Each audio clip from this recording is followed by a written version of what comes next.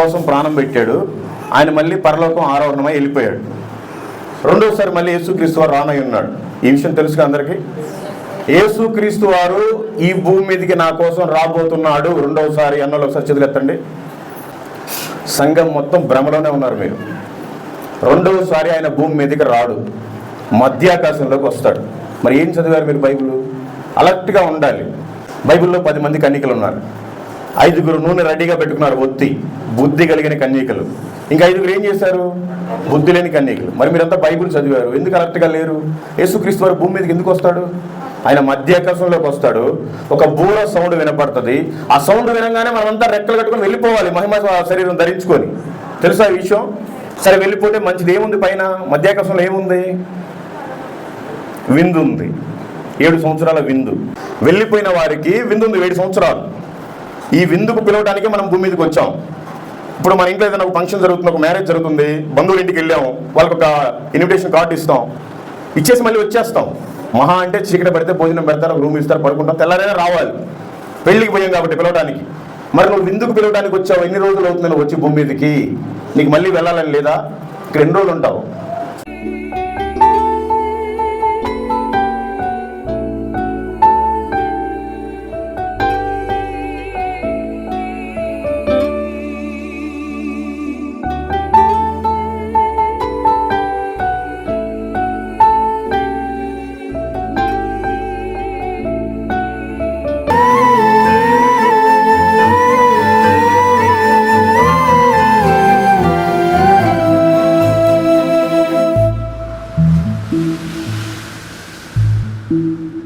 దినదినం నీ కృపతో జీవిస్తూ ఉన్నానయ్యా. అనుక్షణం నన్ను విడువక నడిపిస్తూ ఉన్నావయ్యా. దినదినం నీ కృపతో జీవిస్తూ ఉన్నానయ్యా.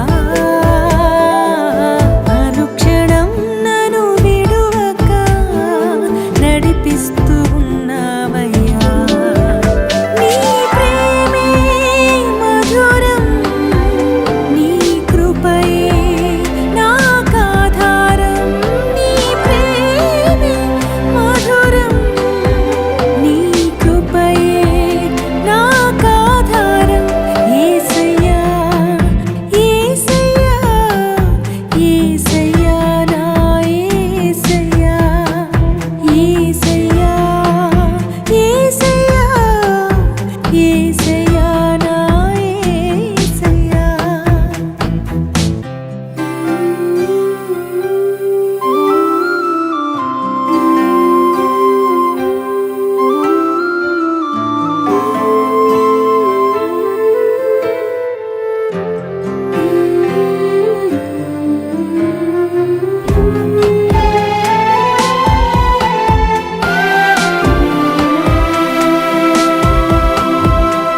Praise the lord. ఎందుకు పనికిరాని వాడని, ఎన్నిక లేని వాడని, అందరూ త్రీసివేసిన వాడని, అయినను దేవాది దేవుడు ఇక్కడి వరకు నడిపించిన యేసయ్యకే సమస్త మహిమ, ఘనత, ప్రభావంలో చెల్లునుగాక. ఆమేన్. నాకు ఈ అవకాశం ఇచ్చినటువంటి పాస్టర్ గారికి నా హృదయపూర్వకమైన వందనాలు. నేను ఇక్కడికి రావడానికి కారణం ఏంటంటే, నేను రీసెంట్గా ఒక పర్సన్కి సువార్త చెప్పాను. ఆ పర్సన్ దేవుణ్ణి నమ్ముకున్నాడు. నేను ఈ పరిసర ప్రాంతం గుంటకల్లో చిన్న మీటింగ్ ఉంటే వచ్చాను. అతన్ని చూసి అతని బాగోగులు తెలుసుకుని వెళ్దామని ఇక్కడ దాకా వచ్చాను. అతను బాలరాజు. అతనికి, అతని కుటుంబానికి కూడా ప్రేమపూర్వకమైన వందనాలు. అతని వల్లే నేను ఇక్కడికి రాగలిగాను. చాలామంది తెలుగు వాళ్ళు ఉన్నారు. తెలుగు వాళ్ళైనా కన్నడ వాళ్ళైనా మనమంతా సహోదరులు సహోదరులం కాబట్టి అందరికీ పేరు పేరున కూడా అందరికీ వందనాలు.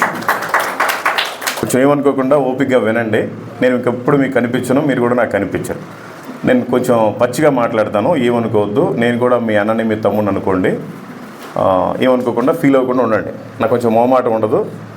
నేను ఇంత దూరం నుంచి వచ్చినా కూడా నాకేం మీ మంచి నీళ్ళు, మీ భోజనాలు వద్దు. పాస్టర్ గారు ఒకవేళ ₹1 కానుక ఇచ్చినా కూడా నేను మళ్ళీ రిటర్న్ ఇచ్చేసి వెళ్ళిపోతాను. నాకు అందుకని ఏమీ వద్దు, ఏమి తీసుకోను కాబట్టి ఉన్నట్టుగా మాట్లాడేసి వెళ్ళిపోతాను. నా పేరు మల్లికార్జునరావు. నేను ఒక హిందువుని, హిందూ కుటుంబంలో జన్మించాను. నేను 4 సార్లు అయ్యప్ప మాల వేసుకున్నాను, 18 సార్లు తిరుపతి వెళ్ళి గుండు చేసుకున్నాను, కాశీ నుంచి కన్యాకుమారి దాకా ఉండే ప్రతి హైందవ టెంపుల్కి తిరిగాను. నాకు ఎప్పుడు శాంతి సమాధానం లేదు. పూర్తి సాక్ష్యం చెప్పాలి అంటే మినిమం 2.5 గంట పడుతుంది. అంత సమయం లేదు కాబట్టి నేను ఏదో 4 ముక్కలు చెప్పేసి తర్వాత వాక్యానికి వెళ్తాను. యాక్చువల్గా అయితే వాక్యమే చెప్పాలి, కాకపోతే వాక్యం ఎవరైనా చెప్తారు. వాక్యం చెప్పే పర్సన్ సాక్ష్యం ఏంటో ఫస్ట్ తెలుసుకుంటే మీకు కూడా మంచిది. అందుకని 4 మాటలు చెప్తాను. నేను చాలా కోట్ల టర్న్ ఓవర్ చేశాను. ఓన్లీ గవర్నమెంట్కి ట్యాక్సే 1,70,00,000 కట్టాను. కానీ నాకు ఇప్పుడు ఓన్లీ ఉపయోగపడేది 3 వస్తువులు. 1 వాచ్, 2 సెల్ ఫోను, 3 బయట కారు పెట్టి వచ్చాను. ఈ 3 తప్ప నా జీవితంలో మొత్తం కూడా గాలికి కొట్టుకోకపోయినట్టుగా కొట్టకపోయింది. ఇప్పటివరకు ప్రకాశం జిల్లా అంతా అయిపోయింది. ఇప్పుడు నెల్లూరు జిల్లాలో 5 మండలాలు అయిపోయినాయి, చేస్తున్నాయి. ఇప్పటివరకు 2,200 చిల్లర గ్రామాలు అయిపోయినాయి.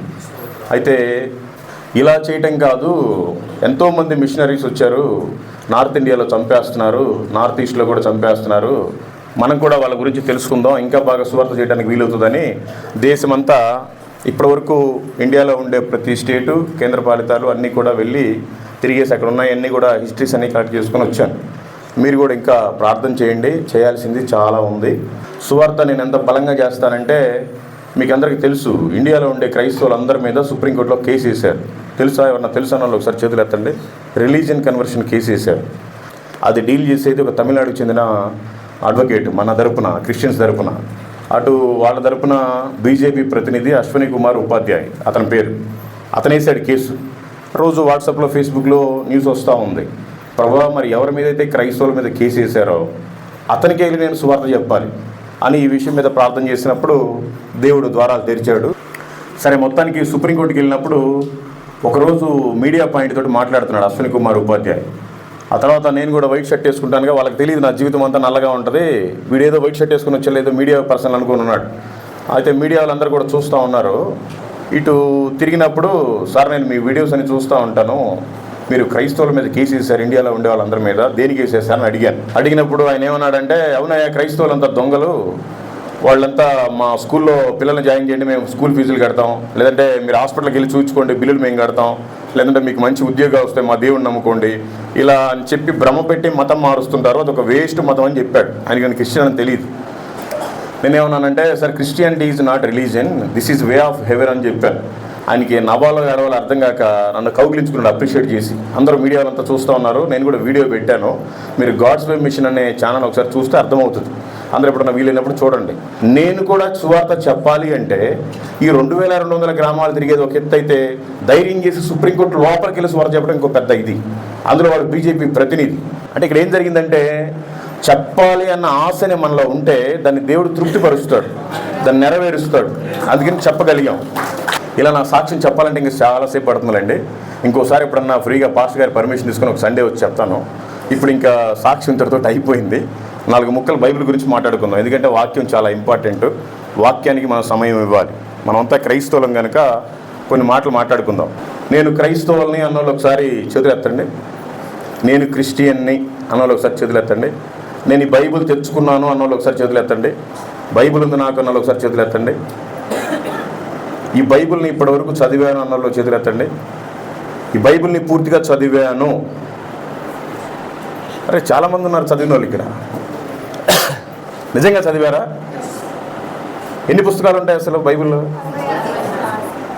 Very thanks. అసలు నేను చాలా వందల చర్చికి వెళ్ళి ప్రసంగాలు చేశాను, కానీ మీరు 50% మంది నేను చదివాను అన్నారు. చాలామంది చెప్పుకుంటే సిగ్గుచేటు, ఇంతవరకు బైబిల్ని చదవలేదు. సరే, చదివితే మంచిది, మీరు కూడా చదవండి ఒకవేళ చదవకపోతే. ఎందుకంటే నా జీవితాన్ని మార్చింది ఈ బైబిలే. తల్లిదండ్రులను వేధించేవాడిని, నన్ను బయటికి తీసుకొచ్చింది ఈ బైబిలే. ఈ ప్రపంచంలో ఏది కూడా నాకేమీ హెల్ప్ చేయాల, ఒక దేవుని వాక్యం మాత్రం నన్ను మార్చింది, నా జీవితాన్ని మార్చింది, మీకు అందరికీ సాక్షిగా కూడా నిలబెట్టింది. దయచేసి మీరు కూడా చదవండి. అయితే ఇప్పుడు మనం వాక్యంలోకి వెళ్దాం. యెషయా గ్రంథము 45వ అధ్యాయము 6వ వచనం. నేను చదువుతానులేండి, టైం కూడా లేదు కాబట్టి నేను చదువుతాను, మీరు ఎవరు గమనించండి. యెషయా గ్రంథము 45వ అధ్యాయము 6వ వచనం. తూర్పు దిక్కు నుండి పడమర దిక్కు వరకు నేను తప్ప ఏ దేవుడును లేడని జనులు తెలుసుకున్నట్లు నీవు నన్ను ఎరగకుండినప్పటికీ నిన్ను సిద్ధపరిచితని. యెహోవాను నేనే, నేను తప్ప మరి ఏ దేవుడును లేడు. అందరూ ఒకసారి చూడండి. మనకి తూర్పున జపాన్ దేశం ఉంది, పడమరన అమెరికా దేశం ఉంది, లాస్ట్లో లాస్ ఏంజల్స్ ఉంది. అది 3 రోజుల క్రితం కాలిపోయింది. ఒకే ఒక ఇల్లు మిగిలింది దైవజనుడిది. సరే, అది వేరే స్టోరీ. తూర్పు నుండి పడమర వరకు కూడా ఈ భూమి 40,075 కిలోమీటర్లు ఉంది. మీరు కావాలంటే గూగుల్లో చెక్ చేసుకోండి. ఈ 40,075 కిలోమీటర్లో నీది ఏ ఖండమైనా నీకు దేవుడు యేసుక్రీస్తే, నీది ఏ దేశమైనా నీకు దేవుడు యేసుక్రీస్తే, నీది ఏ రాష్ట్రమైనా నీకు దేవుడు యేసుక్రీస్తే, నీది ఏ జిల్లా అయినా నీకు దేవుడు యేసుక్రీస్తే, ఏ మండలమైనా ఏ విలేజ్ అయినా దేవుడు యేసుక్రీస్తే. ఈ పాయింట్ గుర్తుపెట్టుకోండి. అట్లాగే అపోస్తల కార్యములు 10వ అధ్యాయం 36వ వచనం.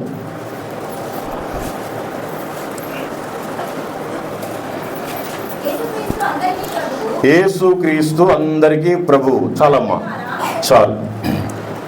చూడండి, ఇందాకేమో తూర్పు దిక్కు నుండి పడమర దిక్కు వరకు నేను తప్ప వేరొక దేవుడు లేడు, ఆయనే దేవుడు.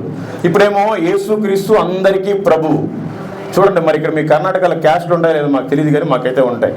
నువ్వు చౌదరివైనా నీకు యేసుక్రీస్తే దేవుడు, నీది ఎరుకలైనా నీకు యేసుక్రీస్తే దేవుడు, నువ్వు రెడ్డివైనా నీకు యేసుక్రీస్తే దేవుడు, నువ్వు ముస్లిం అయినా నీకు యేసుక్రీస్తే దేవుడు, నువ్వు ఎంత పెద్ద హిందూ ఎంత పెద్ద తోపైనా నీకు దేవుడు యేసుక్రీస్తే. ఈ విషయం మీకు తెలుసు కదా. మరి తెలిసి మనం ఎలాంటి దినాల్లో ఉన్నాం? చివరి దినాల్లో ఉన్నాం. మరి నేను హిందువుని అన్న వాళ్ళు ఒకసారి చేతులు ఎత్తండి. ఎవరూ లేరు. మరి హిందువులు మీరు ఎందుకు తీసుకురావట్లేదు? ముస్లిమ్స్ని మీరు ఎందుకు తీసుకురావట్లేదు? సరే, తీసుకురాకపోయినా కనీసం గాస్పుల్ అన్న చెప్తున్నారా? మీకు తెలుసు కదా, ఈ ప్రపంచంలో మనం చనిపోతే ఎక్కడికి వెళ్ళిపోతాం? మంచి చేస్తే పరదేశకి వెళ్ళిపోతాం, లేదంటే పాతాళానికి వెళ్ళిపోతాం.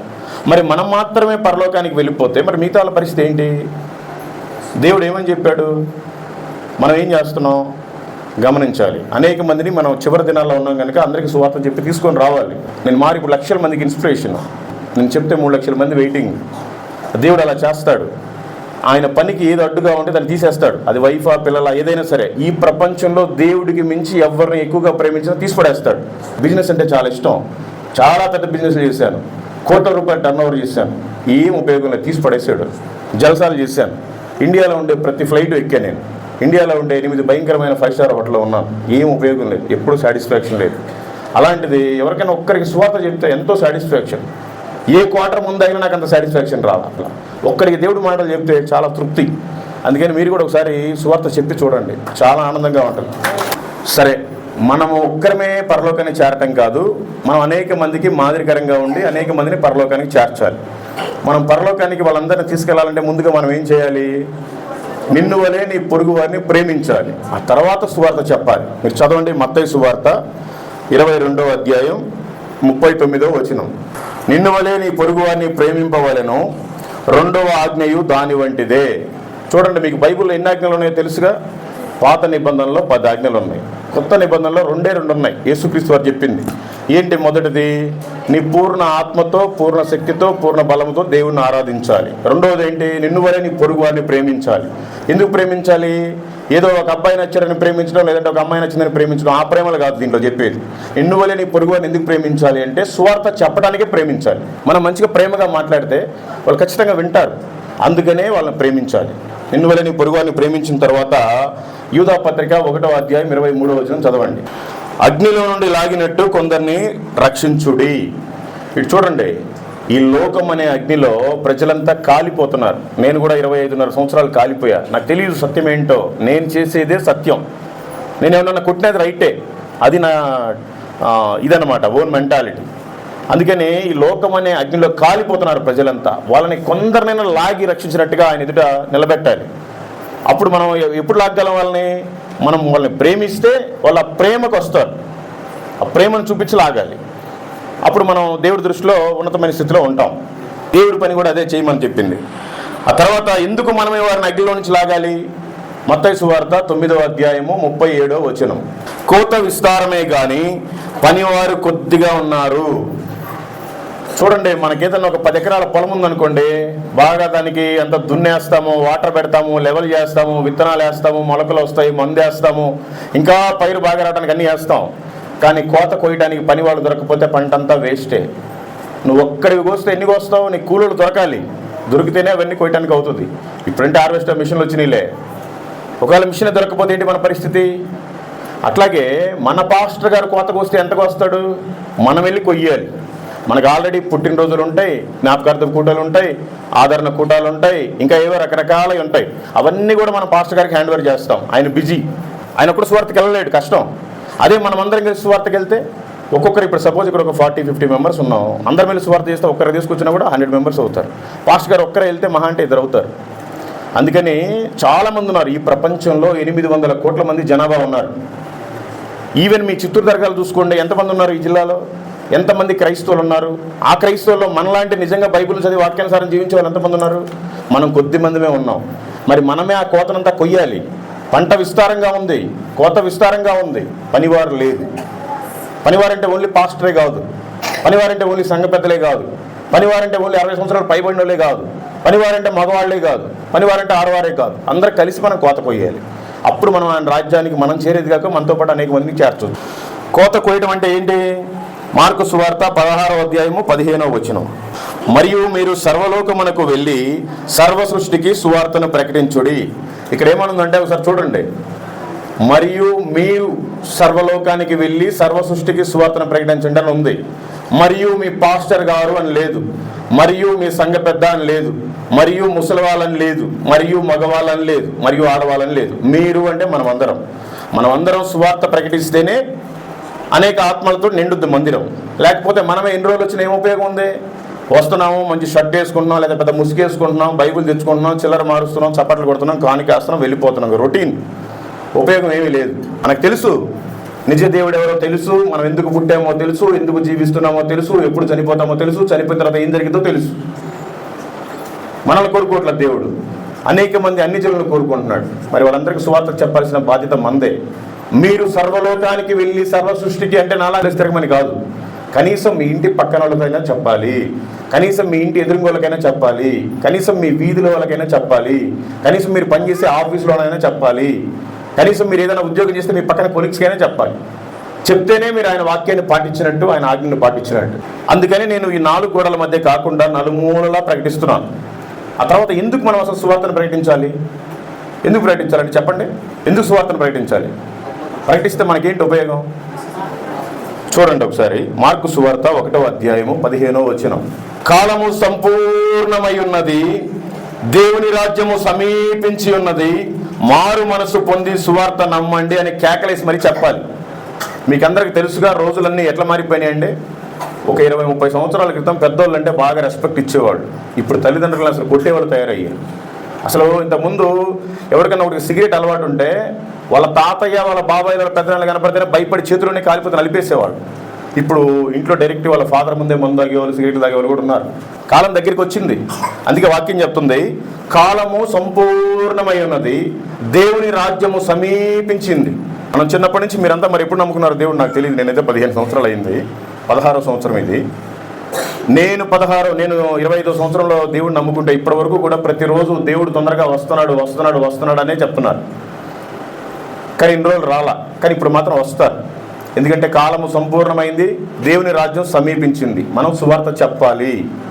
చెప్పకపోతే చాలా కష్టం. ఎందుకు అంటే మన పెద్దోళ్ళంతా చాలామంది చనిపోయారు, మన కుటుంబీకుల్లో కొంతమంది చనిపోయారు, మన బంధువుల్లో కొంతమంది చనిపోయారు, మన కులం జాతిలో వాళ్ళు కొంతమంది చనిపోయారు, మన ఊర్లో వాళ్ళు చనిపోయారు. కానీ ఇంకా మనం బ్రతికున్నాం దేనికి? ఓన్లీ సువార్త ప్రకటిస్తావేమోననే ఇంకా బ్రతికిచ్చాడు నిన్ను. అది మనం తెలుసుకోవాలి. దేవుని రాజ్యం ఎప్పుడు వస్తుంది? మనం ఎలా ఉండాలి? కాలము సంపూర్ణమైంది, దేవుని రాజ్యం సమీపించింది. కానీ అసలు దేవుని రాజ్యం ఎప్పుడు వస్తుంది? చూడండి ఒకసారి 2వ పేతురు 3వ అధ్యాయము 12వ వచనం. దేవుని దినపు రాకడ కొరకు కనిపెట్టుచు దానిని ఆశతో అపేక్షించుచు మీరు పరిశుద్ధమైన ప్రవర్తనతోనూ భక్తితోనూ ఎంతో జాగ్రత్త గలవారై ఉండవలెను. చూడండి, దేవుని దినపు రాకడ కొరకు కనిపెడుతూ ఉండాలంట, దాన్ని ఆశతో అపేక్షించుతూ ఉండాలంట, మన పరిశుద్ధమైన ప్రవర్తనతోనూ భక్తితోనూ ఎంతో జాగ్రత్త గలవారై ఉండాలంట. మరి మనం భక్తిగా పరిశుద్ధంగా ఉంటే ఆయన రాకడ వచ్చేస్తుందా? వచ్చేస్తానో ఒకసారి చేతులు ఎత్తండి. మనం భక్తిగా ఉంటే పరిశుద్ధంగా ఉంటే ఆయన రాకడ వస్తుందా? ఆయన రాకడైతే వస్తుంది. కాలం సంపూర్ణమైంది, రాకడ సమీపించింది. కానీ ఎప్పుడు వస్తుంది? వాక్యం ఏం చెప్తుంది? దేవుని దినపు రాకడ కొరకు కనిపెట్టుచు దానిని ఆశతో అపేక్షించుచు మీరు పరిశుద్ధమైన ప్రవర్తనతోనూ భక్తితోనూ ఎంతో జాగ్రత్త గలవారై ఉండవలెను. అంటే దీనికి అర్థం ఏంటి? మీరు భక్తిగా ఎంతో ఆశగా ఉండాలని చెప్పారు. సరే, మనం భక్తిగా ఉంటే ఆయన రాకడ వస్తుందా? రాదు. ఎందుకు రాదు? మత్తయి సువార్త 24వ అధ్యాయం 14వ వచనం. మత్తయి సువార్త 24వ అధ్యాయం 14వ వచనం. మరియు ఈ రాజ్య సువార్త సకల జనములకు సాక్షార్థమై లోకమంతటా ప్రకటింపబడును, అటు తర్వాతే అంతము వచ్చును. మీకేనా అర్థమైందండి? చూడండి, ఈ రాజ్య సువార్త సకల జనములకు సాక్షార్థమై లోకమంతటా ప్రకటింపబడును, అటు తర్వాతే అంతము వచ్చును. ఎవరికైతే యేసుక్రీస్తు దేవుడు అని తెలియదో వాళ్ళందరి చెవులో వినపడ్డ తర్వాత వాళ్ళకు కూడా ఒక ఆలోచన వచ్చిన తర్వాత మాత్రమే ఆయన రాకడ వస్తుంది. అప్పుడు దాకా ఆయన రాకడ రాదు. కానీ మనం మాత్రం చిన్నప్పటి నుంచి అనుకుంటున్నాం, యేసు ప్రభు అదిగో వస్తున్నాడు, ఇదిగో వస్తున్నాడు, మన ఈ లోకం కాదు, వెళ్ళిపోవాలి అని. ఆయన రాడు. ఎప్పుడు వస్తాడు అంటే నువ్వు సువార్తను ప్రకటిస్తేనే వస్తాడు. అందరికి తెలియపరచబడాలి, ఆ తర్వాతే అంతం వస్తుంది. అంతం అంటే దేవుడు రాకటే. అందుకని దయచేసి కనీసం రోజుకు ఒక ముగ్గురికన్నా చెప్పండి. భోజనానికి లేక రోడ్ల మీద అడక్క తినేవాళ్ళు చాలామంది ఉన్నారు. మనకి 3 పూట్ల దేవుడు భోజనం పెడుతున్నాడు. ఏం చేస్తున్నాం మనం? కొంతమంది కాళ్ళు లేవు, ముడ్డితో దేక్కుంటూ సువార్తను ప్రకటిస్తున్నాడు. మనకి మంచి కాళ్ళు ఇచ్చాడు, ఏం చేస్తున్నాం? కొంతమందికి నోరు లేదు, సైగలు చేసి సువార్త పత్రికలు పంచుతున్నారు. మనకి మంచి నోరు ఇచ్చాడు, ఏం చేయడానికి? ఇంట్లో వాళ్ళతో గొడవలు పెట్టుకోవడానిక, బూతులు మాట్లాడటానిక, అబద్ధాలతో తిట్టడానిక, ఏం చేయడానికి? కొంతమందికి చేతులు లేవు, పెరాల్సి వచ్చి పడిపోయినాయి. మనకి మంచిగా తినడానికి ఉన్నాయి, కడుక్కోవడానికి ఉన్నాయి. ఏం చేయడానికి ఆ చేతులతో? ఓన్లీ వాటి రెండింటికి పరిమితమా? సువార్త ప్రకటించవా? ఈ రోజు రాత్రికి నీ నోరు పడిపోతే సువార్త రేపు పొద్దున ఎవరికి చెప్తావు? ఈ రోజు రాత్రికి నీకు పెరాలసిస్ వస్తే నీ చేతులు పడిపోతే ఎవరికి సువార్త పత్రికలు ఇస్తావు? ఈ రోజు రాత్రికి నీ కాళ్ళు చచ్చుబడి పడిపోతే రేపు ఎవరికి తిరిగి నువ్వు సువార్తం చేస్తావు? అన్నీ సరిగ్గా ఉన్నప్పుడే కదా మనం తెలుసుకోవాలి. ఎందుకు మరి మీరు తెలుసుకోవట్లేదు? ఎందుకు మీరు సువార్తను ప్రకటించట్లేదు? ఎంతో మందికి ఆరోగ్యం సరిగ్గా లేదు. మీకు అందరికీ తెలుసు, ముఖేష్ అంబానీ 10 లక్షల కోట్ల అధిపతి. వాళ్ళ అబ్బాయికి మొన్న మ్యారేజ్ చేశాడు. ఏసీ వేసుకుంటే చచ్చిపోతాడు. ఆరోగ్యం సహకరించదు. మీకు మంచి ఆరోగ్యం ఇచ్చాడుగా, దేనికి? మీరు మాత్రమే వచ్చి చిల్లర కానుకేసి బ్లెస్సింగ్ తీసుకుని వెళ్ళిపోవటానిక? ఏం చేయటానికి? తెలుసుకోండి. చెప్పే వాక్యం అంతా వింటారు, కానీ దాన్ని పాటించరు. మీరు కూడా బైబిల్ అంతా చదువుతారు, దాంట్లో ఉండేది పాటించరు. పాటించకపోతే చాలా కష్టం. యాకోబు రాసిన పత్రిక 2వ అధ్యాయము 10వ వచనం. ఎవడైనను ధర్మశాస్త్రం అంతయు గైకొనియు ఒక్క ఆజ్ఞ విషయంలో తప్పిపోయిన ఎడల ఆజ్ఞలన్నిటి విషయంలో అపరాధి అగును. నువ్వు మంద మానేసావు, సిగరెట్లు మానేసావు, వ్యభిచారం మానేసావు, అబద్ధాలు మానేసావు, వేరే వాళ్ళని మోసం చేయడం మానేసావు, ఇంట్లో వాళ్ళని కసురుకోవటం మానేసావు, చాలా భక్తిగా చర్చకు వస్తున్నావు, మంచిగా వాక్యాన్ని చదువుతున్నావు, మంచిగా కానుకలు వేస్తున్నావు, మంచిగా పాటలు పాడుతున్నావు, వాక్యాన్ని వింటున్నావు, వెళ్ళిపోతున్నావు, కానీ ఆజ్ఞను పాటించట్లేదు. ఆయన చెప్పిన 2 ఆజ్ఞలు. ఒకటి చేస్తున్నావు, నువ్వు బాగానే ఉంది. ఇంకోటి, నిన్ను వల్ల నీ పొరుగు వారిని ఎందుకు ప్రేమించట్లేదు? ప్రేమిస్తే ఈ రోజున ఇక్కడ చాలామంది అన్యులు ఉండేవాళ్ళు కదా, ఎందుకు లేరు? అంటే మీరు ఆజ్ఞను తప్పిపోయి ఉన్నారు. మీరు ఒక్క ఆజ్ఞను తప్పిపోయినా కూడా అన్ని ఆజ్ఞలు తప్పిపోయినట్టే. అక్కడ చూడండి, మీరు మళ్ళీ చూడండి. యాకోబు పత్రిక 2వ అధ్యాయం 10వ వచనం. ఎవడైనను ధర్మశాస్త్రం అంతయు గైకొనియు ఒక్క ఆజ్ఞ విషయంలో తప్పిపోయిన ఎడల ఆజ్ఞలన్నిటి విషయంలో అపరాధి అగును. ఇప్పటి వరకు మీరు చేసిన భక్తి మొత్తం వ్యర్థమే. ఒక మాటలో చెప్పాలంటే ఇది సత్యం. మీరు నమ్మినా నమ్మకపోయినా అది కరెక్ట్. మీరు ఎంత భక్తి చేసినా ఆజ్ఞను పాటించకపోతే మీరు అక్రమం చేసిన వారే. అందుకని దయచేసి అనేక మందికి ప్రేమించండి, సువార్తను చెప్పండి. ఫిలిప్పీలకు రాసిన పత్రిక 2వ అధ్యాయము 21వ వచనం. అందరూ తమ సొంత కార్యములనే చూసుకొనుచున్నారు కానీ యేసుక్రీస్తు కార్యములను చూడరు. ఏమైనా అర్థమైందండి? ఫిలిప్పీలకు రాసిన పత్రిక 2వ అధ్యాయం 21వ వచనం. అందరూ తమ సొంత కార్యములనే చూసుకొనుచున్నారు కానీ యేసుక్రీస్తు కార్యములను చూడరు. యేసుక్రీస్తేమో నీ కోసం ఆయన మహాదేవుడు, ఆకాశ మహాకాశములు పట్టజాలన దేవుడు, భూమి ఆయన పాదపీఠం. కానీ ఆయనే నిన్ను పోలి ఈ లోకంలో పుట్టి నీకోసం 33.5 సంవత్సరాలు బ్రతికి నీకోసం తిట్టించుకొని, నీకోసం కొట్టించుకొని, నీకోసం ఉమ్మించుకొని, నీకోసం ఈడ్చబడి లాస్ట్లో కలవర సిలువలో ప్రాణం పెట్టాడు. కానీ మరి నువ్వేం చేస్తున్నావు? నీకోసం వచ్చి ఆయన ప్రాణమే పెట్టాడు, కానీ మరి నువ్వేం చేస్తున్నావు ఆయన కోసం? వాక్యం అదే చెప్తుంది. అందరూ తమ సొంత కార్యములనే చూసుకొనుచున్నారు కానీ యేసుక్రీస్తు కార్యములను చూడరు. యేసుక్రీస్తు కార్యం అంటే ఏంటి? సువార్త చెప్పడమే. మరి మీరంతా ఎంతమంది చెప్పారు సువార్త? కానీ నేనే 2200 గ్రామాలు తిరిగి 130,000 మందికి నా నోటితోటి యేసు ప్రభు అని చెప్తే 63 మంది బాప్తిజం తీసుకున్నారు. ఇంకా 3 సిద్ధంగా ఉన్నారు. ఎప్పుడు తీసుకున్నారో తెలియదు. నాకు తెలిసిన వాళ్ళు, నాకు తెలియని వాళ్ళు ఎన్ని వేల మంది ఉన్నారో తెలియదు. మరి మీరంతా దొంగలు కాదు కదా? నేను దొంగన వాళ్ళు చేతులెత్తండి, నేను దొంగని. మీరు వ్యభిచారులు కాదు కదా? నేను వ్యభిచారిని. మీరు మోసగాళ్ళు కాదు కదా? నేను మోసగాడిని. మరి నేనే ఇంతమంది చెప్పినప్పుడు మరి మీరు ఎందుకు చెప్పలేకపోతున్నారు? వాక్యం ఏదో వినేసి వెళ్ళిపోతే ఉపయోగం లేదండి. దేవుడికి ఖచ్చితంగా లెక్క చెప్పాలి. ఆలోచించుకోండి, రోజులన్నీ సరిగ్గా ఉండవు. నాకు కూడా చాలా గర్వంగా విర్రవీగాను. దేవుడు ఒక్కసారి పెట్టాడు, మొత్తాడు, సిగ్గు వచ్చింది, బుద్ధి వచ్చింది, బుద్ధిగా బ్రతుకుతున్నాను. మరి మీరెందుకు చేయట్లేదు తెలుసుకోండి. దేవుని పని చేయడానికి ఇదే అనుకూలమైన సమయం. మీరు నమ్మండే నమ్మకపోండి, ఇంకా రాబోయే కాలంలో సువార్తను ప్రకటించలేము. ఇప్పుడే మంచి అనుకూల సమయం. అందుకే వాక్యం చెప్తుంది, యోహాను సువార్త 9వ అధ్యాయం 4వ వచనం, పగలున్నంత వరకు నన్ను పంపిన వాని క్రియలు మనము చేయుచుండవలెను, రాత్రి వచ్చుచున్నది, అప్పుడెవ్వడను పని చేయలేడు. మీకేమైనా అర్థమైందా? ఇప్పుడు బీజేపీ ప్రభుత్వం నడుస్తుంది సెంటర్లో. దేవుడే కావాలని కూర్చోబెట్టాడు. ఎందుకు అంటే ఈ నామకార్థ క్రైస్తవులంతా వెళ్ళిపోవాలి, నిజమైన గింజలు మిగలాలి, పుట్టంతా ఊడిపోవాలి. అందుకే పెట్టాడు అక్కడ పైన. ఇప్పుడు అవకాశం ఉంది. మన సౌత్ ఇండియాలో మీకే కొంచెం కర్ణాటకలో ప్రాబ్లం, కానీ మిగతా స్టేట్లో బాగానే ఉంది సువార్త ప్రకటించడానికి. అయినా కూడా మీరు చేయాలి అనుకుంటే సువార్త చేయొచ్చు. పెద్ద తీసుకెళ్ళిపోయి జైల్లో వేయటాలు, ఫైన్లు వేయటాలు ఏం లేవు. ఉత్తరప్రదేశ్ వెళ్తే ఒక కరపత్రిక ఇస్తే 7 సంవత్సరాల జైలు శిక్ష, 10 లక్షల జరిమానా. 100 మందిని జైల్లో వేశారు. మొన్న వాళ్ళ జైలు నుంచి బయటకు వచ్చాక నేను వెళ్ళి వాళ్ళతో పాటు భోజనం చేసి వాళ్ళ కోసం ప్రార్థన చేసి నేను కూడా ప్రార్థన చేసుకుని వచ్చా. వీడియో పెట్టే మీరు చూడండి. యూపీలో అంత డేంజర్ యోగి ప్రభుత్వం. మరి ఇక్కడ అంత ప్రాబ్లం లేదు. మరి మనం ఎందుకు చేయకూడదు? రాబోయే కాలంలో ఇంకా అసలు ఉండదు, బైబిల్ కూడా ఉండదు. బైబిల్ కూడా ప్రింటింగ్ ఆపేస్తారు. మన చర్చి బయట బోర్డు ఉంది, పేరు రాశారు, ఆ పేర్లు కూడా దుడిపేస్తారు. స్టార్లు పెట్టుకోకూడదు, క్రాసులు పెట్టుకోకూడదు. ఎక్కడ ఈ బాక్సులు బయట పెట్టుకొని మీటింగ్ పెట్టుకోవడానికి లేదు. అసలు పోలీస్ పర్మిషన్ కూడా ఎవరు రాబోయే కాలంలో అలా తయారవుతుంది. ఎందుకంటే దేవుడే చెప్పాడు, మనమంతా అంత్య దినాల్లో ఉన్నాం. మరి ఇప్పుడు అవకాశం ఉంది. మరి మీరు ఎందుకు ఇప్పుడు సువార్తను ప్రకటించట్లేదు? ప్రకటించాలి, లేకపోతే చాలా కష్టం. నాకు ఈ పగలు వద్దు, ఈ రాత్రి వద్దు, ఆ మోడీ వద్దు, నాకు ఈ చర్చ్ వద్దు, నేను ప్రకటించలేను, నాకు సమయం లేదు అన్నావు అనుకో, నీకోసం ఒక వాక్యం దేవుడు రాసి పెట్టాడు. చదవండి. లూకా సువార్త 3వ అధ్యాయం 9వ వచనం. లూకా సువార్త 3వ అధ్యాయం 9వ వచనం. గొడ్డలి చెట్ల వేరున ఉంచబడి ఉన్నది గనుక మంచి ఫలము ఫలించని ప్రతి చెట్టును నరకబడి అగ్నిలో వేయబడునని చెప్పాను. ఏమన్నా అర్థమైందండి? ప్రతి జీవితానికి ఒక గొడ్డలి పెట్టున్నాడు ఆయన. ఏ రోజు చేస్తాడో తెలియదు. నన్ను వేసాడు, నాకు అర్థమైపోయింది. ప్రభువా నేను నీ పని చేస్తాను, సరెండర్ అయిపోయా. మీరు కూడా సరెండర్ అయిపోతే మంచిది. మీరు నమ్మి బాప్తిసం తీసుకొని మారు మనసు పొందుకొని ఉన్నారు. మీరు ఫలము, మంచి ఫలము అంటే అనేక మందికి సువార్త చెప్పడమే మంచి ఫలం. అక్కడ చూడండి ఏమని రాస్తుందంటే, గొడ్డలి చెట్ల వేరున ఉంచబడి ఉన్నది గనుక మంచి ఫలము ఫలించని ప్రతి చెట్టును నరకబడి అగ్నిలో వేయబడెను.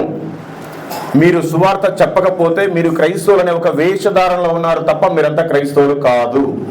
కాబట్టి మీ జీవితానికి కూడా గొడ్డలబడి పెట్టే ఉంది. ఏ రోజు వేస్తాడో తెలియదు, వేసి నరకంలో వేస్తాడు. నరకంలో ఏముంది? చదవండి. మార్కు సువార్త 9వ అధ్యాయం 48వ వచనం. నరకమున వారి పురుగు చావదు, అగ్ని ఆరదు. అటు ఇటు తిరిగి మొత్తానికి నీవే నరకానికి వెళ్తే ఏం ఉపయోగం? చూడండి, మీరు ఎప్పుడో పాపం ఎవరి వల్లనో సువార్తను తెలుసుకున్నారు, దేవుణ్ణి నమ్ముకున్నారు, మరి కొంతమంది బాప్తీసం తీసుకున్నారు, చర్చికి వాక్యాన్ని చదువుతున్నారు, వాక్యాన్ని పాటిస్తున్నారు. ఇంత బ్రతికి నీవే నరకానికి వెళితే ఉపయోగం ఏంటి? ఇంకా మా బాలరాజు చెప్పాడు, నా ప్రసంగం అసలు ఇట్లా ఉండదు, చాలా ర్యాష్గా మాట్లాడుతాను. వీడియోస్ చూడండి. మా పాస్టర్ గారు చాలా మంచోడు, దయచేసి ఏమి వాళ్ళ తిట్టబాకు విశ్వాసాలని మర్యాదగా ఉండదని చెప్పి మనం బతికినట్టు రిక్వెస్ట్ చేసుకుని తీసుకొచ్చాడు. లేకపోతే నా భాష ఎలా ఉంటుందంటే, ఒక్కరు కూడా హిందూస్ లేరంటే మీకు అసలు సిగ్గుందా లేదని మాట్లాడతాను. వెరీ సారీ, మిమ్మల్ని అనట్లేదు, చెప్తున్నాను. నేను చాలా కూల్గా చెప్తున్నాను వీలైనంతవరకు. అందుకే నాకు చెమటలు వస్తున్నాయి, చెమటలు రావు. లూకా సువార్త 3వ అధ్యాయం 4వ వచనం. ప్రభువు మార్గము సిద్ధపరచుడి, ఆయన త్రోవలు సరళము చేయుడి. ప్రభువు మార్గాన్ని సిద్ధపరచాలంటే ఏం చేయాలి? ఆయన త్రోవలు సరళం చేయాలంటే ఏం చేయాలి? సువార్తనే ప్రకటించాలి. సువార్తే, ఇంకా అసలు వేరేది లేదు. ఈ భూమి మీద మనకి పని చేయాలన్నా సువార్తే, ఏ ధనము సంపాదించాలన్నా సువార్తే. దాని తర్వాత ఇంక నెక్స్ట్ ఏదైనా సరే ఆయన పని చేయాలి. మన పని ఆటోమేటిక్గా ఆయన చేసుకుంటూ వెళ్ళిపోతాడు. ఎలాంటి పనులు చేశాడో నా జీవితం తర్వాత చెప్తాను మీకు. సువార్త ప్రకటిస్తే మనకేంటి లాభం చెప్పనండి. ఇప్పుడు ఒక పూట ఏదైనా కూలి పని చేస్తే, కూలీలు ఎవరు లేనట్టున్నారు, అందరూ మంది చదువుకున్నట్టున్నారు. సరే, ఏదో చిన్న కూలి పని చేస్తే రోజు 500 వస్తాయి, 1000 రూపాయలు వస్తాయి. ఏదో ఒక చిన్న జాబ్ అయితే 10,000 నుంచి మహా అంటే 1,00,000 రూపాయలు, 1,50,000 రూపాయలు జాబ్ వచ్చి ఉండొచ్చు. కానీ ఈ లోకంలో ఏముంది? ఒకవేళ ఈరోజు చనిపోయారనుకోండి, మన పాస్టర్ గారు అందరికీ కబురు పెడతాడు, అందరూ వస్తారు, మనదంతా పరలోకం ఒక పాట పాడతారు, సమాధి పెట్టి చేయిస్తారు, తీసుకెళ్ళిపోతారు, పాతి పెడతారు. ఆ తర్వాత 3వ రోజు, 5వ రోజు, 10వ రోజు, 11వ రోజు ఎప్పుడో మీ లెక్కల ప్రకారం ఒక ఆదరణ కూడికన ఒకటి ఏర్పాటు చేస్తారు. మెమోరియల్ సర్వీస్ అనుకోండి మీ భాషలో. ఆ సర్వీస్ జరుగుతూనే ఉంటుంది. ఈ లోపల మీ ఇంట్లో వాళ్ళే ఒక ఫోటో తీసుకొచ్చి పెడతారు. ఆ రోజు గోడకు పెట్టలే, చైర్లో పెడతారు, ఎందుకంటే వచ్చిన వాళ్ళంతా ప్రేయర్ చేయాలి కదా, 2 పూలేసి. అంతే నీ బ్రతుకు. ఆ తర్వాత తీసుకెళ్ళిపోయి గోడకు పెడతారు. ఉపయోగం ఏముంది? దేవుడు విగ్రహారాధనే చేయొద్దని చెప్తున్నాడు, కానీ ఆదరణ కుడికి రోజు నువ్వే ఒక విగ్రహం అయిపోతావు గోడకి. మన బ్రతుకు అది కాదు, మారాలి. ఇంకెప్పుడు మారుతాం? మత్తయి సువార్త 6వ అధ్యాయం 20వ వచనం. పరలోకమందు మీ కొరకు ధనమును కూర్చుకొనుడి, అచ్చట చిమ్మెటైనను తుప్పైనను దాన్ని తినివేయదు, దొంగలు కన్నము వేసి దొంగిలరు. నువ్వు ఈ లోకంలో ఏం సంపాదించుకున్నా, నీకెన్ని బిల్డింగ్స్ ఉన్నా, నీ ఊరు నీతో పాటు రాదు, నీ పేరు నీతో పాటు రాదు, నీ బిల్డింగ్ నీతో పాటు రాదు, నీ భార్య నీతో పాటు రాదు, నీ భర్త నీతో పాటు రాడు, నీ పిల్లలు నీతో పాటు రాదు. నువ్వు వేసుకున్న చొక్కా, నువ్వు వేసుకున్న జాకెట్ కూడా ఇక్కడ వదిలేసి వెళ్ళిపోవాలి. కానీ బ్రతుకున్నప్పుడు మనకు అన్నీ కనిపిస్తాయి. మనకి ఫ్రెండ్స్ కనిపిస్తారు, మన ఎంజాయ్ అంతా కనిపిస్తుంది, లోకం కనిపిస్తుంది, బంధువులంతా కనిపిస్తారు. చనిపోయిన తర్వాత 2 ఒకటి పరలోకం, 2వది పాతాళం. ఎటు నీ ప్రయాణం ఆలోచించుకోండి. అందుకని పరలోకం కోసం మనం పనిచేయాలి. వాక్యం ఏమని సెలవిస్తుంది? పరలోకంలో మీ ధనాన్ని సంపాదించుకోండి, ఇక్కడ కాదు. ఇక్కడ సంపాదించుకుంటే వేస్టే. నేనైతే పరలోకంలో సంపాదించుకుంటున్నాను, నాకు అక్కడ స్థలం ఉంది. ఒకరోజు వెళ్తున్నాను, సువార్తను ప్రకటిస్తున్నాను, ఇసుక తీసుకొచ్చి నా దగ్గర కుప్ప పోసుకుంటున్నాను. ఒకరోజు వెళ్తున్నాను, సువార్తను ప్రకటిస్తున్నాను, సిమెంట్ తీసుకొచ్చుకొని నా ఇంట్లో కుప్ప పోసుకుంటున్నాను. ఒకరోజు వెళ్తున్నాను, సువార్త చేస్తున్నాను, ఇటుకలు కంకర అన్ని తీసుకొచ్చుకొని నా ఇంట్లో పెట్టుకున్నాను. నేను ఇల్లు అక్కడ కట్టుకుంటున్నాను. ఇక్కడ ఏం సాధించలేకపోయాను, చాలా బడాయిగా తిరిగాను. నాకు ఇష్టం వచ్చిన బండ్లు కొనుక్కున్నాను, నాకు ఇష్టం వచ్చిన తిండి తిన్నాను, నాకు ఇష్టం వచ్చినంత తాగి ఎంజాయ్ చేశాను. ఏం ఉపయోగం లేదు. అందుకే నేను ప్రభు నన్ను కాపాడాడు, ప్రభు నన్ను బ్రతికించాడు, ప్రభు నన్ను రక్షించాడు, ప్రభు నాకు ఉన్నతమైన స్థితి ఇచ్చాడు. కాబట్టి నేను ఆయన కోసం పనిచేస్తున్నాను. ఇక్కడ ఏమి సంపాదించకపోయినా కూడా నేను అక్కడ పరలోకంలో నేను ఇల్లు కట్టుకుంటున్నాను, నాకు స్థలం ఉంది. మీకు ఉందా పరలోకంలో? నాకు ఉందన్న ఒకసారి చేతులు ఎత్తండి. అసలు పరలోకంలో స్థలాలు ఉన్నాయన్న ఒకసారి చేతులు ఎత్తండి. కొంతమంది చదివినట్టున్నారు, మిగతా చదవను కూడా చదవలేదు. యేసుక్రీస్తు వారు ఈ లోకంలో 33.5 సంవత్సరాలు బ్రతికాడు. ఆ తర్వాత మన కోసం కొట్టించుకున్నాడు, దెబ్బలు తిన్నాడు, ఉమ్మించుకున్నాడు, చనిపోయాడు. ఈ చనిపోయే చివరి దినాల్లో మేబీ 1-2 రోజుల ముందు శిష్యులు ఆయన అడుగుతున్నారు, ప్రభువా నా కోసం ఈ భూమి మీదకి వచ్చావు, మా కోసం ప్రాణం పెడుతున్నావు, మా పాపాలన్నీ తీర్చబడ్డాయి, మరి నువ్వు ఇప్పుడు వెళ్ళిపోతాను అంటున్నావు, ఎక్కడికి వెళ్తున్నావు అని అడుగుతున్నారు శిష్యులంతా. ఆయన అంటున్నాడు, చదవండి ఒకసారి యోహాను సువార్త 14వ అధ్యాయం 2, 3, 4. నా తండ్రి ఇంట అనేక నివాసములు కలవు, లేని ఎడల మీతో చెప్పుదును. ఒకసారి ఇటు చూడండి, యేసుక్రీస్తు వారు వాళ్ళు అడిగిన దానికి సమాధానం ఇస్తున్నాడు. నా తండ్రి ఇంట అనేక నివాసములు కలవు, లేకపోతే నేను మీతో చెప్తాను. అంటే అబద్ధం చెప్పట్లేదు, మీకు నిజమే చెప్తున్నాను. యేసు ప్రభు వారే ప్రూవ్ చేసుకుంటున్నాడు. నా తండ్రి ఇంట అనేక నివాసములు కలవు, లేని ఎడల మీకు చెప్పుదును. అంటే ఉన్నాయి స్థలాలు మనకి పైన. మీకు స్థలము సిద్ధపరచ వెళుచున్నాను, నేను వెళ్ళి మీకు స్థలము సిద్ధపరిచిన ఎడల నేనుండు స్థలములో మీరును ఉండులాగున మరలా వచ్చి నా యొద్ద నుండుటకు మిమ్మల్ని తీసుకొని పోవుదును. నేను వెళుచున్న స్థలమునకు మార్గము మీకు తెలియనని చెప్పును. మీకేమైనా అర్థమైందండి? ఆయన ఎందుకు వెళ్ళాడు భూమి మీద నుంచి పరలోకానికి? మనందరికీ స్థలాలు సిద్ధపరచడానికి వెళ్ళాడు. మళ్ళీ ఆయన రానై ఉన్నాడు. ఎప్పుడు వస్తాడు? స్థలాలు ఉన్నాయంటే మరి ఈ ప్రపంచంలో 800 కోట్ల మంది ఉన్నారు, 800 కోట్ల పైబడి అంట. మరి వాళ్ళందరికీ స్థలాలు ఉన్నాయా? అక్కడ ఉన్నాయా? అయితే మీరు భ్రమలో ఉన్నారు. పరలోకం ఎన్ని కిలోమీటర్లు ఉందో ఎవరికైనా తెలుసా? నాకు తెలుసా? ఒకసారి చేతులు ఎత్తండి. అయితే మీరు నిజంగా బైబిల్ చదవలేదు. ఇది వాస్తవం. బైబిల్లో ఎన్ని కిలోమీటర్లు ఉందో పరలోకం ఉంది. ఉందా లేదా? ఎవరికి తెలియదు. రాసి పెట్టాడు, సరిగ్గా దృష్టి పెట్టి చదివితే ఉంటుంది. ప్రకటన గ్రంథము 21వ అధ్యాయము 16వ వచనం. ఆ పట్టణము చచ్చౌకమైనది, దాని పొడవు దాని వెడల్పుతో సమానము. అతడు ఆ కొలకర్రతో పట్టణము కొలవగా దాని కొలత 750 కోసులైనది. దాని పొడవును ఎత్తును వెడల్పును సమముగా ఉన్నది. ఇదేంట్రా బాబు, మరి ఎన్ని కిలోమీటర్లు ఉందని చెప్పావు, మరి అక్కడ కిలోమీటర్లు లేదంటున్నారు. అక్కడ 750 కోసులని క్లియర్గా రాస్తుంది. మనలాగా ఏదో భూమి ఇట్లా పొడవుగా ఆ పక్కంతా హిమాలయ పర్వతాలు, ఈ పక్కంతా సముద్రం అలా లేదు. అదొక క్యూబ్ లాగా ఉంది, సమానంగా. దాని హైటు పొడవు వెడల్పంతా సమానంగా ఉంది పరలోకం. 750 కోసులు. అందరూ ప్రతి పనికి, అడ్డమైన పనికి కూడా సెల్ ఫోన్ వాడతారు, ఇలాంటి పనికి వాడరు. గూగుల్లో ఒకసారి కొట్టండి, హౌ మెనీ కిలోమీటర్స్ 1 కోస్. ఒక కోసు అంటే 3 కిలోమీటర్ల 75 మీటర్లు. ఇంటూ 750 ఓన్లీ 2300 నుండి 2400 కిలోమీటర్లు మాత్రమే పరలోకం ఉంది. మీరు కొట్టండి గూగుల్, ఒకసారి వస్తుంది ఇంటికి వెళ్ళాక. మరి మన భారతదేశమే దగ్గర 5000 కిలోమీటర్ల చిల్లర ఉంది. మరి ఇక్కడే 150 కోట్ల జనాభా ఉన్నారు.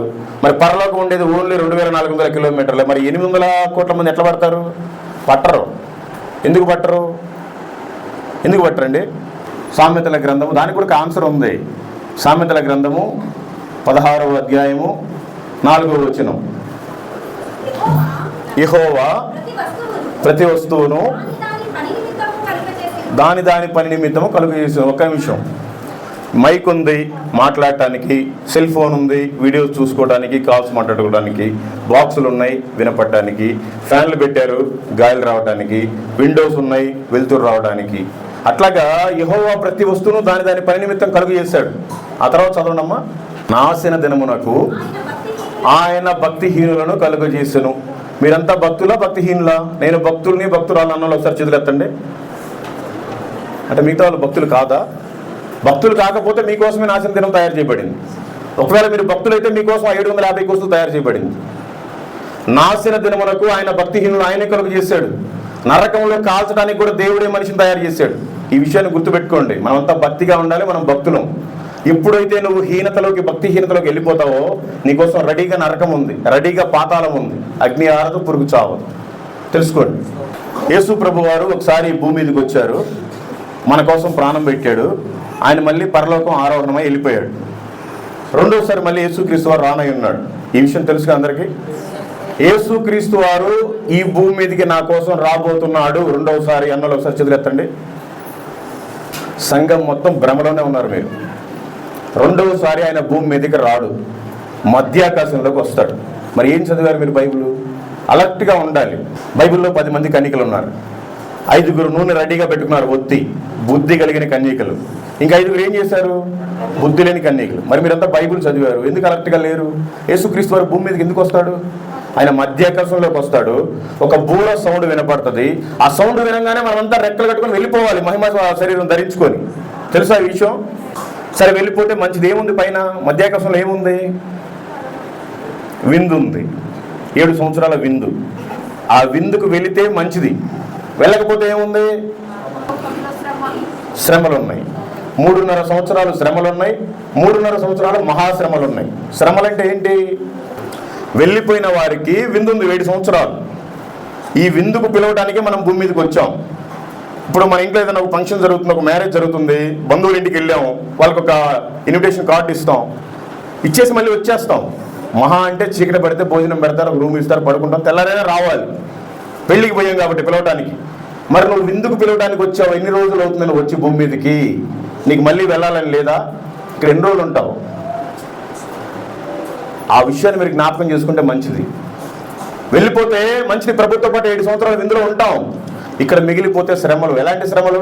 వాక్యం సెలవిస్తుంది, 2 భార్యాభర్తలు ఉంటే ఒకరే వెళ్ళిపోతారు, 2 అక్క చెల్లెలు ఉంటే ఒకరే వెళ్ళిపోతారు, 2 అన్నదమ్ములు ఉంటే ఒకరే వెళ్ళిపోతారు, 2 పిల్లలు ఉంటే ఒకరే వెళ్ళిపోతారు.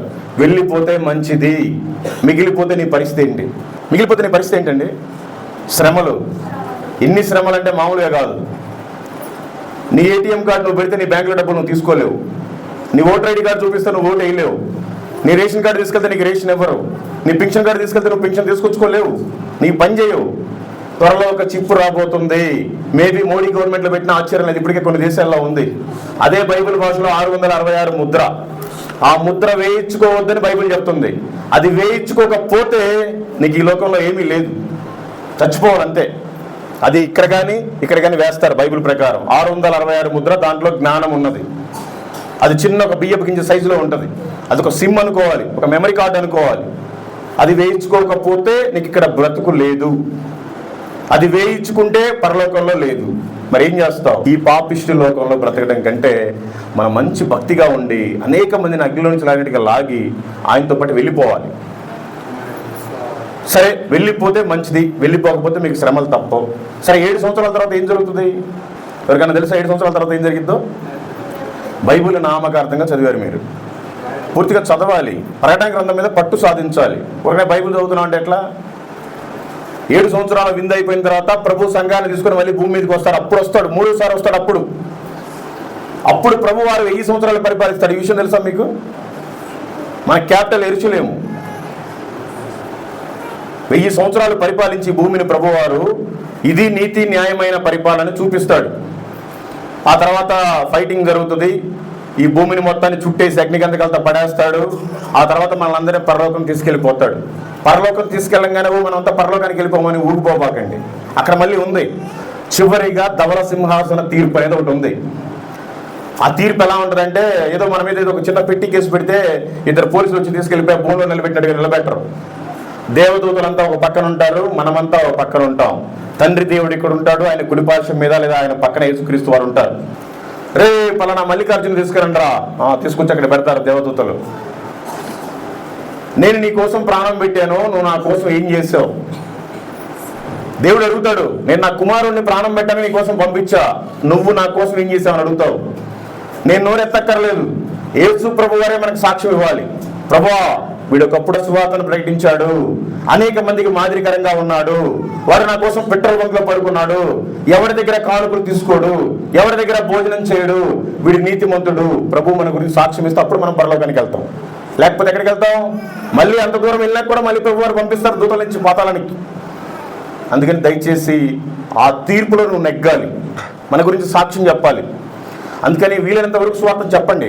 వాళ్ళు నమ్ముతారో నమ్మరో మనకు అనవసరం, మనం సువార్తను చెప్పాలి. వాక్యం ఏమని సెలవిస్తుంది? వాడు నువ్వు దేవుడి మాటలు చెప్పినప్పుడు విన్నాడా సరే, వినకపోతే అందరు చూడండి నీ పాద దులిపి రమ్మని చెప్పాడు. తెలుసా మీకు ఈ విషయం?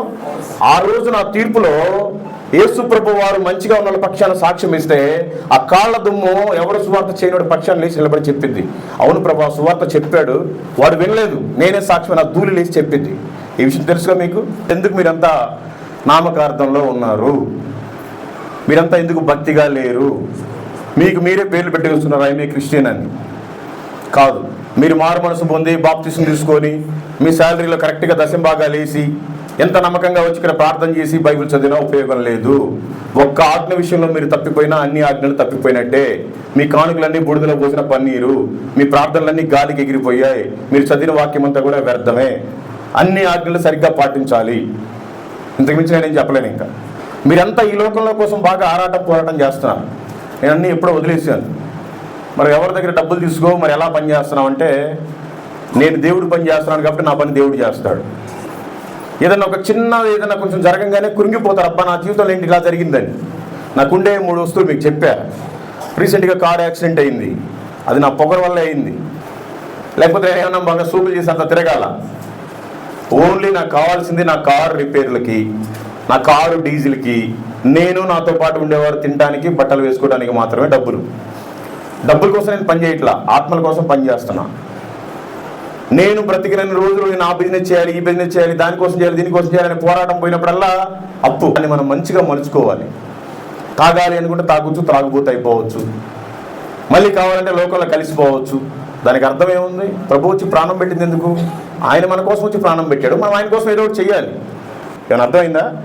మన జీవితంలో ఏదైనా నష్టం జరుగుతుంది అంటే అది మంచి జరగడానికే, మేలు జరగడానికే. కీడు జరుగుతుంది అంటే అది రెట్టింపుగా మేలు వస్తుంది. మనల్ని ఎవరన్నా అవమానపరిచారనుకో అది మన గౌరవాన్ని పెంచుతుంది, కానీ దానికే కురింగిపోకూడదు. కాకపోతే మనకు కూడా ఎలాంటి మైండ్ సెట్ ఉండాలి? సుప్రీంకోర్టులో ఒక అడ్వకేట్ ఎక్కడ కేసు వేసిన అందరూ, ఇండియాలో ఉండే అందరూ క్రైస్తవులు వేసిన కేసు వ్యక్తి ఎక్కడ ఒక హిమాలయ వ్యక్తి. ధైర్యం చేసాం, దేవుడి కోసం ఒక అడుగు ముందుకు వేస్తే ఆయన 100 అడుగులు తీసుకెళ్ళిపోతాడు. ఆ తర్వాత ప్రతిరోజు నాకు మినిమం ఒక 4000 ఖర్చు అవుతుంది. ఒక్కరి దగ్గర కూడా రూపాయి తీసుకోను. మరి ఎలా పోషణ? ఒకసారి ఆలోచించండి. నేనేం జాబ్ చేయను, బిజినెస్ చేయను, నాకు ఎవడో ఇవ్వడు, మా బంధువులు అయితే ఎవడో రూపాయి ఇవ్వడు, మా ఇంట్లో అంత సపోర్ట్ లేదు, నేనే మా పేరెంట్స్కి తిండి పెట్టలేకపోతున్నాను. సరే పెడుతున్నాను అనుకోండి. ఇప్పుడైతే జనరల్గా మాకంటూ సపోర్ట్ ఏం లేదు. ఫోన్ లిఫ్ట్ చేసి మా అబ్బాయికి ఇస్తే, అరే బాగున్నావా నాన్న అంటే, నాన్న నువ్వెవరో నాకు తెలియదు నాన్న, నేను మర్చిపోయాను అన్నాడు. ఓ తండ్రికి ఎంత బాధ ఉంటుందండి. ఫిజికల్గా కన్నా తండ్రికి నాకే ఇంత బాధ ఉంటే, నీకోసం ఈ భూమి మీదకి వచ్చి ప్రాణం పెట్టిన తండ్రికి ఎంత బాధ ఉంటుందండి. ఎందుకు మీరు దేవుడి పని చేయలేకపోతున్నారు? ఎంత బాధగా ఉంటుందండి ఒక తండ్రికి. సొంత తండ్రిని నేను, నువ్వు రావద్దు నాన్న, నా బర్త్డేకి మా ఫ్రెండ్స్ వెళ్ళిపోతారు. ఒకసారి ఫోన్ చేసినప్పుడేమో నువ్వెవరో నాకు తెలియదు నాన్న, నేను మర్చిపోయాను. మరి ఈ రోజున నిజమైన తండ్రిని ఎంతమంది మర్చిపోయారండి ఈ లోకంలో? నిజమైన తండ్రిని తండ్రి అని పిలవకుండా ఎంతమందిని తండ్రి అని పిలుస్తున్నారు? ఎన్ని విగ్రహాలకు పూజ చేస్తున్నారు? ఎంతమంది దేవీ దేవతలు పూజిస్తున్నారు? వాళ్ళందరికీ నిజమైన తండ్రిని చెప్పాల్సిన బాధ్యత మనదే. ఎందుకు మనం చెప్పకూడదు? ఇలా ఒక తండ్రిగా నాకే ఇంత బాధ ఉంటే నిజమైన యేసుక్రీస్తు ఎంత బాధపడుతున్నాడు, మన దేవుడు ఎంత ఫీల్ అయిపోతున్నాడు, ఎందుకు మనం ఆయన కోసం పని చేయకూడదు? దయచేసి తెలుసుకోండి. దయచేసి మీ పనులు మీరు చేసుకోవటం కాదు, దేవుడి పని చేయండి. దేవుడు మీ జీవితాల్లో ఏదైతే మీరు కురిగిపోతున్నారో దాంట్లోంచి పైకి లేపుతారు. ఆ బాలరాజు గారికి నేను సువార్త చెప్పాను, కారులో కూర్చోబెట్టుకుని మంచిగా మేము ఏదో భోజనం చేస్తూ చెప్పాను. పాపం అతను కూడా 2 రోజులు వినలేదు. ఆ తర్వాత అతనికి నిజమైన టేస్ట్ ఏంటో తెలిసింది. ఇంకా వాళ్ళ వైఫ్ పిల్లలు కూడా మారలేదు. పాపం ఇప్పుడిప్పుడే ఆయన మాటలు విని వస్తున్నారు. వాళ్ళ కోసం మీరు కూడా ప్రార్థన చేయండి. ఇలా మీరు కూడా ఏ ప్రయాణం చేస్తున్నా సువార్త చెప్పండి. నేను టీ తాగినా సువార్త చెప్తాను, టిఫిన్ చేసినా చెప్తాను, పెట్రోల్ బంక్ దగ్గరికి వెళ్ళినా చెప్తాను, ఈవెన్ ట్రైన్లో వెళ్ళినా చెప్తాను, ఫ్లైట్లో కూర్చున్నా నా సీట్లో నేను కూర్చున్నా డబ్బులు కడుతున్నా, పక్కన కావాలని గోకి మరి నీ పేరేంటి, నీ ఊరు ఎక్కడ అడిగి నేను సువార్త చెప్తాను. మీరు ఎందుకు చెప్పలేరు? అవకాశం వచ్చిద్ది మనకి. ఏదో ఒక పని చేత, నానా విధాలు చేత, రోజు కనీసం ఒక 4 5 10 మందితో మాట్లాడతాను కొత్త వాళ్ళతోటి. ఎందుకు వాళ్ళకి సువార్తను చెప్పకూడదు?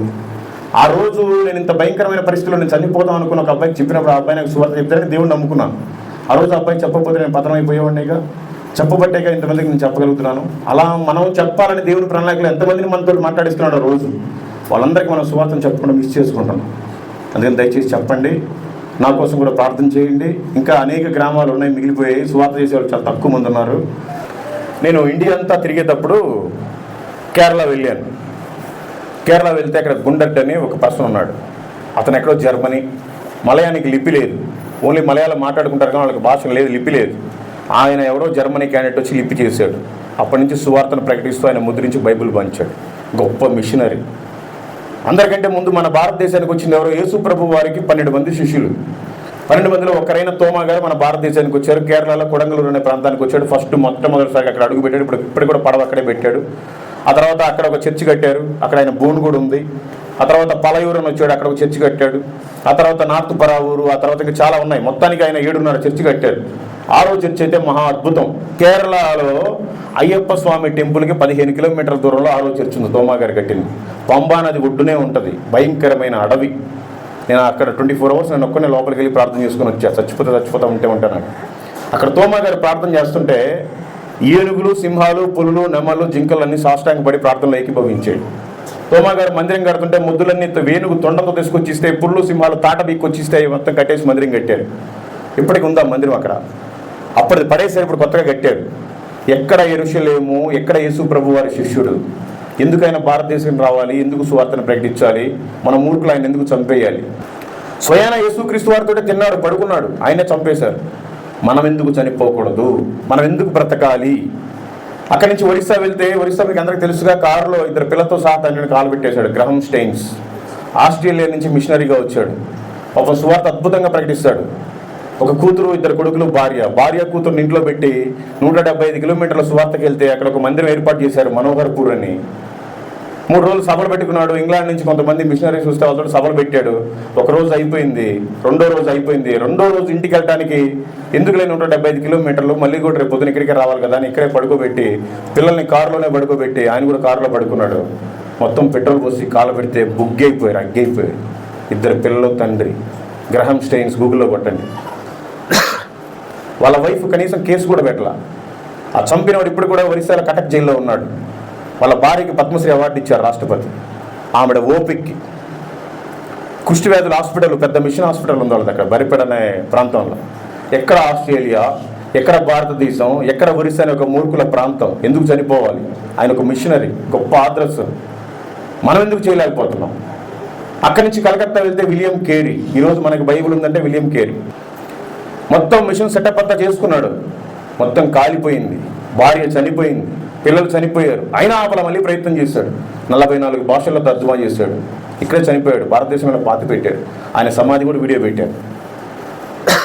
ఎక్కడ ఇంగ్లాండ్, ఎక్కడ భారతదేశం? ఎందుకు రావాలి? మనకెందుకు సేవ చేయాలి? అక్కడి నుంచి బీహార్ వెళ్తే అద్భుతమైన వ్యక్తి అగస్టిన్, చెన్నై ప్రాంతం, మంచి మెకానికల్ ఇంజనీర్ చదివాడు. సేవకి వెళ్ళిపో బీహార్ అన్నాడు ప్రభు. సైకిల్ మీద వెళ్ళిపోయాడు. ఏమి తినడానికి కూడా తిండి లేదు. బీహార్లో 52 గ్రామాల్లో మొత్తం ఓన్లీ వ్యభిచారమే చేస్తారు. భర్తలేమో డోర్ దగ్గర కాపలా ఉంటారు, పిల్లలేమో కండోమ్ ప్యాకెట్స్, నిరోధ ప్యాకెట్లు తీస్తే వాళ్ళు పాపం చేస్తారు. ఆ మంచాల కిందనే పిల్లలు పడుకుని ఉంటారు, ఎందుకంటే వాళ్ళకి స్థలం ఉండదు, చిన్న చిన్న రూములు. అలాంటి భయంకరమైన ప్రాంతంలో ఆ 52 గ్రామాలను దత్తత తీసుకొని ఈ రోజున 30,000 మందికి భోజనం పెడుతున్నాడు. భయంకరమైన సేవ చేస్తున్నాడు, ఎవరు చేయలేరు. మన ఇండియాలో ఎక్కువ ఐఏఎస్లు ఐపీఎస్లు ఉండేదంతా కూడా బీహార్లోనే. వాళ్ళందరి పిల్లలు వీళ్ళ స్కూల్లోనే చదువుతున్నారు. జంప్స్ మీరు గూగుల్లో కొట్టండి వస్తుంది. అక్కడి నుంచి పంజాబ్ వెళ్తే సాధు సుందర్ సింగ్ పెళ్లి చేసుకోలేదు, వేషధారంలో ఉన్నాడు, సాధు వేషధారంలోనే తలబాటు కట్టుకున్నాడు, చెప్పులు వేసుకోడు. కాశ్మీర్ నుంచి 2 సార్లు కన్యాకుమారికి పాదయాత్ర చేసి ఆయన సువార్త ప్రకటించాడు. అద్భుతమైన సువార్థికుడు. ఆయన నడుస్తుంటే ఐస్ మీద రక్తమంతా కారిపోతూ ఉండేదంట, రక్తసిక్తం అయిపోయింది ఆయన పాదాలు. ఆ పరిసర ప్రాంతాలు ఆయన తిరిగిన ప్రాంతంలో నేను కూడా తిరిగి సువార్త చేద్దామని ఒకరోజు ఆగి ఆ హిమాలయ పర్వతాల నుంచి ఆ వచ్చే వాటర్ మధ్యలో ఒక చిన్న ఐలాండ్ ఉంటే అక్కడికి వెళ్ళి వంట చేసుకుని తింటే 2 గంటల లంగ్స్ పాడైపోయినాయి. ఆయన ఎంత చలిలో ఎంత సువార్త ప్రకటించాడు. వాళ్ళు ఒక ఆదర్శకరం. భక్త్ సింగ్ గారు ఎన్ని వేల సంఘాలు ఎన్ని దేశాలకు విస్తరించింది. చాలామంది ఉన్నారు ఇంకా సువార్థికులు, మిషనరీస్. ఎక్కడెక్కడ వాళ్ళు వచ్చి మిషనరీస్గా మారుతుంటే మనం ఎందుకు ఒక మిషనరీగా మారకూడదు? అందుకే నేను మారి. మరి మీరు ఎందుకు మారలేకపోతున్నారు? మన వాళ్ళేమో వాడెవడో బ్రిటిష్ వాడు వచ్చాడు, వాడెవడో తెల్లవాడు వచ్చాడు, అమెరికా దేవుడు, ఎడారి దేవుడు అయితే అంటున్నారు. దేవుడు ప్రపంచానికి ఒక్కడే దేవుడు. మన ఆసియా ఖండంలోనే ఉంది ఎరుషలేము.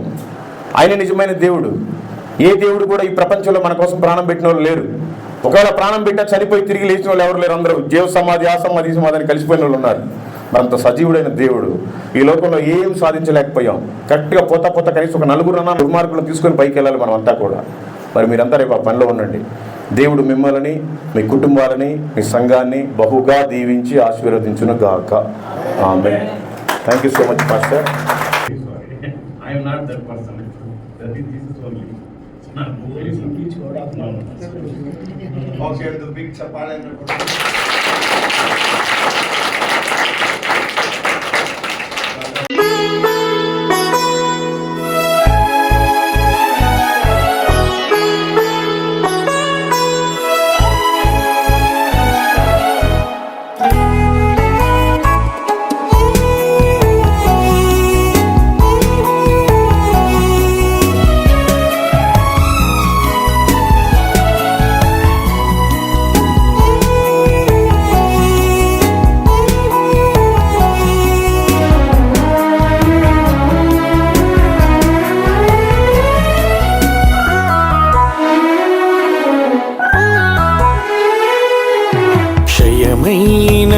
మంటి దేహం మన్నులో చేరేలోపు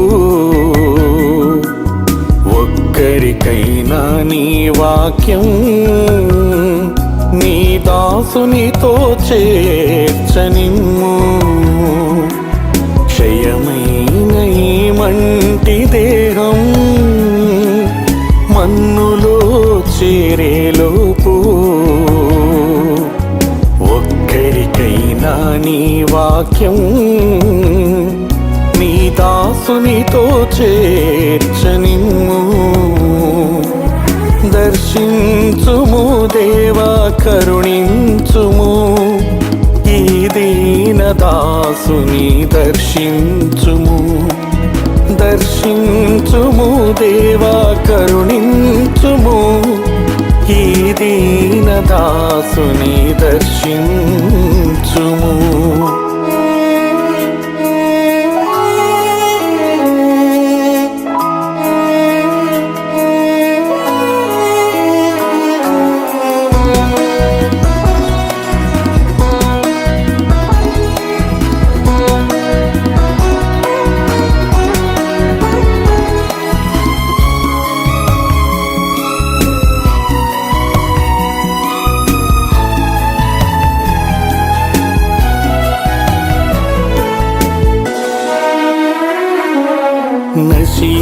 నశించిపోతున్న ఆత్మల పట్ల భారము దయచేయుమయ్యా.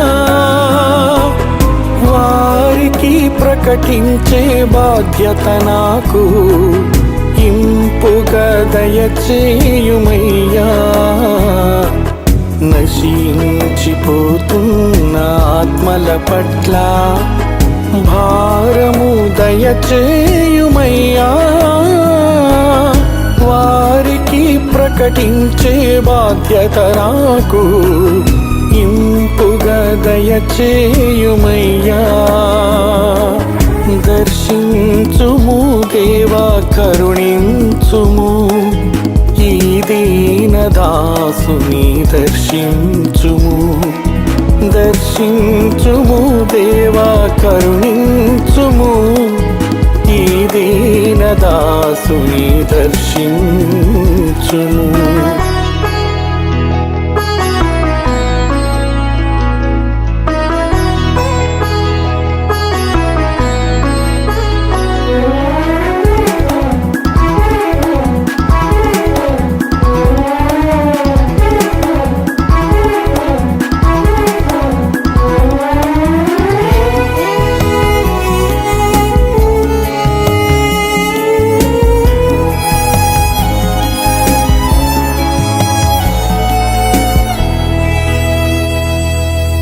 నడవనీయుము దేవా నడవనీయుము నీ చేతితో నన్ను నడుపుము విడిచిపెట్టక నీవు నీ దాసుని నీ త్రోవలు నన్ను నడుపుము నడవనీయుము దేవా నడవనీయుము నీ చేతితో నన్ను నడుపుము